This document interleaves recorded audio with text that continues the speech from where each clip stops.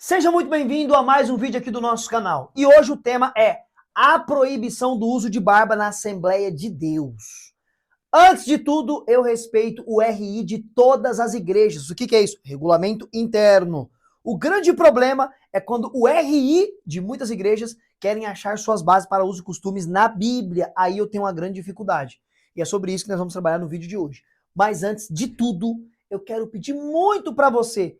Curte esse vídeo, compartilha para que mais pessoas possam ser alcançadas para obter mais conhecimento bíblico e da igreja, ok? Fazendo isso, curtindo, compartilhando aí e deixando seu comentário, o próprio YouTube entende que o conteúdo é relevante e entrega para outras pessoas. Nós vamos romper a bolha, que é a nossa ideia, trazer mais pessoas para aprender a Escritura Sagrada, ok? Bom, então vamos lá. O porquê gravar esse vídeo agora? Porque há poucos dias atrás, o líder maior da Assembleia de Deus Ministério do Belém, pastor José Wellington, veio a público uma reunião deles, da Assembleia de Deus, de grandes líderes, né? Uma assembleia deles.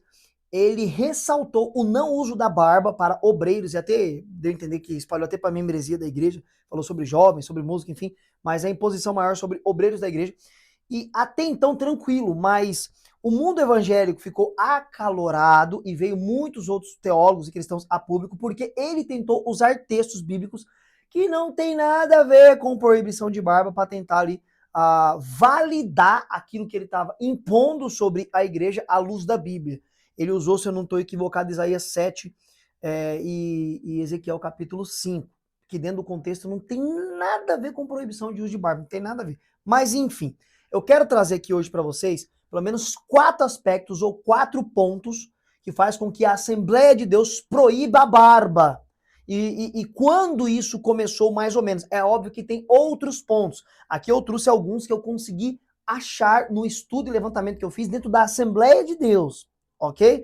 Então vamos ao primeiro ponto. A herança histórica e cultural da Assembleia de Deus. Esse é o primeiro ponto. Muitos sabem, aqueles que não sabem vão ficar sabendo agora, que a Assembleia de Deus ela foi fundada no Brasil por 2 suecos, ou seja, 2 europeus.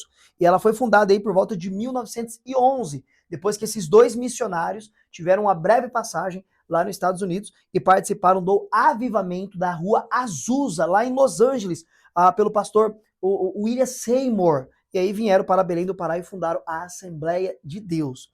Porém, mesmo naquele contexto inicial da Assembleia de Deus, já foi estabelecida algumas regras, alguns costumes para uma diferenciação de uso e costumes de quem não era cristão e de quem era cristão, só que a ideia de não usar barba, ela passa a existir de forma mais firme, mais forte como proibição entre a década de 50 e 80. E o porquê? Aí vem o porquê que a partir da década de 50 e 80 que a proibição ela é mais ferrenha, não usa barba, não pode usar barba. Aí eu coloquei aqui, elenquei, nossa, quase travou, alguns pontos, o porquê isso aconteceu. A barba passou a ser vista como um sinal de desleixo, pessoa desleixada, de rebeldia, uma pessoa rebelde, e até vaidade, uma pessoa muito vaidosa, especialmente nesse contexto de 50 a 80, 1950 a 1980. E também uma associação direta ao comunismo, que era muito forte nesse contexto, crescia muito mundo afora aí, o comunismo. E o porquê isso acontecia? Porque nós estamos falando do período da Guerra Fria, pessoal. Da Guerra Fria. Depois estuda aí um pouquinho sobre a Guerra Fria. A aparência associada ao comunismo durante a Guerra Fria.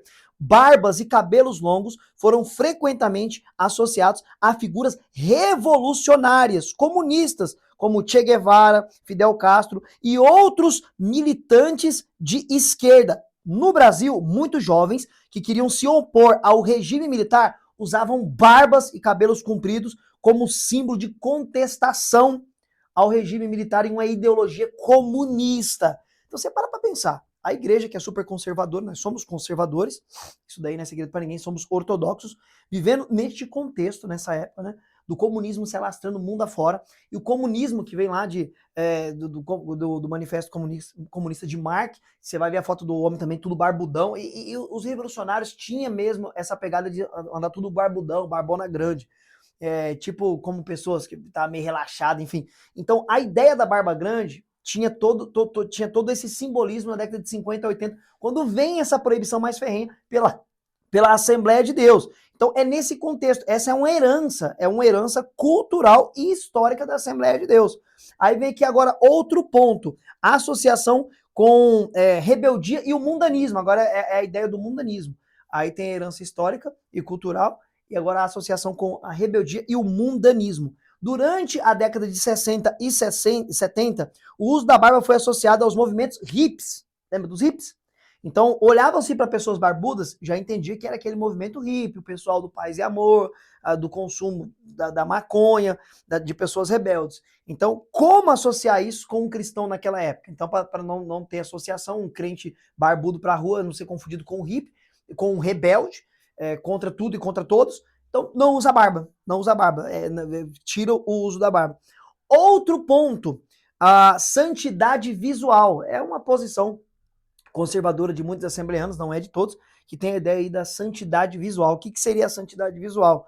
A barba, mesmo que não seja pecado, passou a ser tratada como algo que escandaliza ou fere os padrões de santidade visual.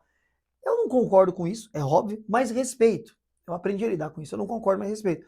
Eu tendo barba ou não vai mudar a minha santidade. Como assim santidade visual? Tá ligado também à vestimenta? Porque eu não conheço roupa de crente. Eu conheço crente que se veste com ordem e decência. Terno é roupa de crente? Não é. Tem um monte de bandido em Brasília que usa terno e gravata. Saia até o chão é roupa de mulher de Deus. Não é. Tem pessoas com saia até o chão que recebem espíritos que para nós são espíritos imundos. Você entendeu o que eu tô falando? Então eu não entendo que a barba vai mudar na santidade visual ou não.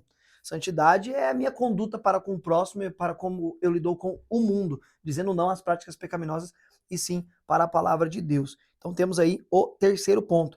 Quarto ponto, tradição institucional. Tá ligado a uma tradição, pessoal. Tradição aí institucional.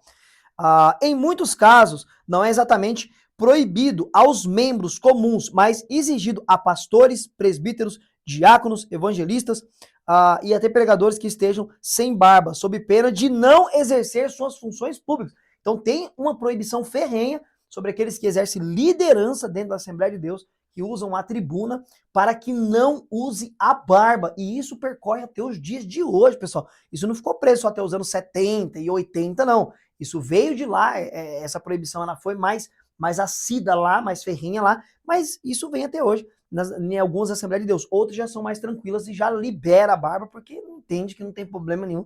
E realmente a luz da Bíblia não tem problema nenhum. E eu fui buscar algum documento oficial da Assembleia de Deus que trate sobre isso, com alguma proibição. Eu não consegui achar. Se vocês conhecerem esse documento e tiver esse documento, deixa aqui no comentário aqui para nós saber. Aí o que eu consegui encontrar foi isso daqui, ó. Não existe um documento doutrinário oficial nacional da Assembleia de Deus no Brasil, como uma confissão de fé ou status doutrinário da CGADB. Porém, não tem um documento. Porém, vamos lá. O regime da Confradesp, Convenção Fraternal da Assembleia de Deus, no estado de São Paulo, estabelece regras e condutas da apresentação pessoal dos obreiros, aonde o uso de barba é desencorajado ou proibido para quem exerce cargos ministeriais, diáconos, presbíteros, evangelistas e pastores. Então, pessoal, esses aqui são alguns dos pontos que faz com que a Assembleia de Deus tenha essa proibição da barba, ok? Não tem nada a ver com a Bíblia. A Bíblia não proíbe barba nem no Velho e nem no Novo Testamento. Um ponto aqui que é passivo, tá? É pacífico. A Bíblia não é um livro que quer ditar usos de regras de costumes para nós.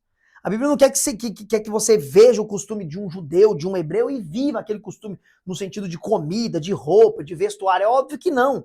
Senão eu teria que estar aqui de túnica, eu teria que estar de túnica com a barba gigante, 2, 4, 5 vezes maior que a minha, o cabelo também gigante. Porque os textos bíblicos, principalmente para um homem viver a lei de Moisés, era até a barba grande, não aparar a barba e nem o cabelo, pessoal. Na verdade, você vê vários textos, se fosse para usar o costume da Bíblia, encorajando o homem a ter barba, e barba grande, barba comprida. E tudo nos leva a entender com 99,9% de certeza que Jesus era barbudo, porque ele viveu debaixo da lei de Moisés, e ele cumpriu a lei de Moisés. Tem até uma referência no Salmo 50, verso de número 6, que o Messias, o Mashiach, o nosso Senhor Jesus, sofreria tanto, seria tanto humilhado, que a barba dele seria arrancada na presença das pessoas.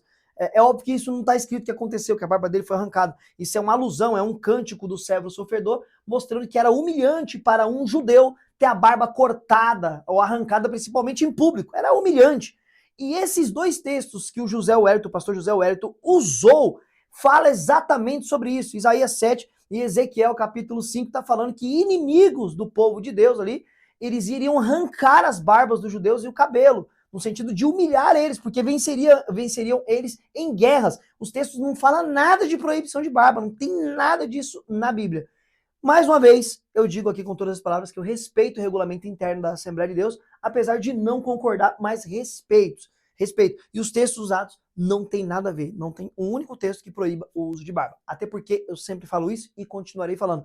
Quem colocou a barba no rosto do homem foi Deus e não foi o diabo. Por isso não é pecado usar barba. Mas se você pertence a uma Assembleia de Deus, Ministério do Belém ou outra que proíbe barba, e você quer exercer aí o episcopado, é bom que você obedeça às regras e condutas da igreja, do RI, regulamento interno. Eu respeito, mas não concordo. Por quê? Eu olho isso com muita cautela, porque Cristo ele era contra embutir usos e costumes que até invalidavam a palavra de Deus. Você vê ele censurando os fariseus e os mestres da lei por isso, né? Falando que eles violavam a própria palavra de Deus por conta das suas tradições e dos seus costumes. Eles colocavam até acima, né? E colocavam um fardo pesado sobre o povo de coisas que não modificavam em nada, não santificava ninguém, não mudava a vida de ninguém, mas eles colocavam como quase uma autoridade, como do mesmo patamar da palavra de Deus. Então, olho isso com muita cautela e entendendo que não tem problema nenhum. Espero que você tenha gostado do conteúdo, mesmo discordando. Eu peço para que você deixe seu like, se inscreva no canal e até a próxima com a graça de Cristo Jesus.